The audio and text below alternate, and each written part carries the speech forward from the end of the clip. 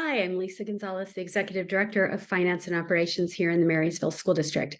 There have been a lot of questions over the last week and a half or so since we got ready for the board meeting, all around transportation and the purchasing of buses.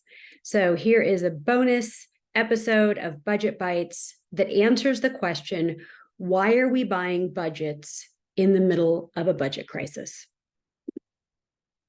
So if you saw any of the presentations that we shared in August, we explained that a school district budget has 5 main accounts or funds: general education, ASB, which is our associated student body. Our students are in charge of those funds. Our debt service fund, this is where we pay funds back. Capital projects, so anything that is a major project, like HVAC, HVAC would be a great one. Roofs, building of a new school, adding of portables, anything that is a large building project is considered capital projects and can only be spent on capital projects. And then we have this one that's called the Transportation Vehicle Fund. It is just that. It is a fund that can just be used for purchasing school buses and repairing school buses, parts for school buses. That's it. So this is all very important because the 3 buses that were on the board agenda to be purchased are all coming out of the Transportation Vehicle Fund. One may ask, can't you use that to take care of anything else? So what can it be used for? Transportation. That's it. I went into the rules and regulations for the state of Washington for education, and it explains the Transportation Vehicle Fund. You can stop the video if you'd like, and you can read all of it, but it gives very, very specific information about the Transportation Vehicle Fund. We receive money from the state each year, and I'll show you that in just a second. And there are very specific rules. This is absolutely audited. It cannot be spent on anything else. We have something in Marysville called the Long-Term Transportation Vehicle Plan. It was approved in 2019 and it goes through the year 2034. The intent of that plan is to make sure that we are regularly updating and replacing our school buses so that we don't get to a point where we don't have enough buses to run in the district.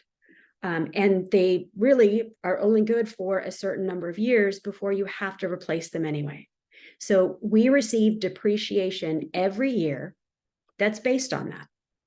So here's some information within that report, and there's a couple things, and I'm just taking screenshots so you can see that these are coming directly from these different items.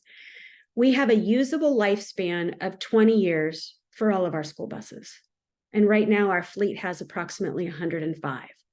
So if you ignore that typo right there for the year 3033 and just look at 2033 and 2034, there's a 15-year plan to replace vehicles that it has been created here.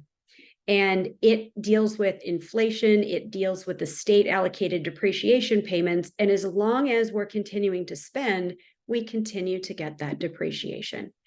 This is another screenshot from that report. It's one that we keep in there and we update it. And for this current school year, this information can be found on the state's website. But basically what you're able to do is you're able to go in and you're able to see exactly how much we receive for different vehicles for depreciation on a given year.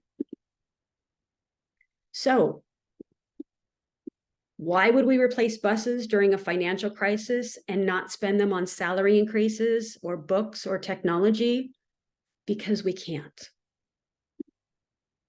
They can only be used for transportation, and we will not be able to stay on a 20-year replacement cycle of vehicles if we don't replace buses when they're scheduled to be replaced. Hope that answers the questions. I know, again, there were an awful lot of inquiries that came into board members. I know our board members had questions also. I hope this helps to answer some of those. And if you've got a great topic for next week or in the future, please go ahead and send that to budgetbytes@msd25.org, and we'll see you next week.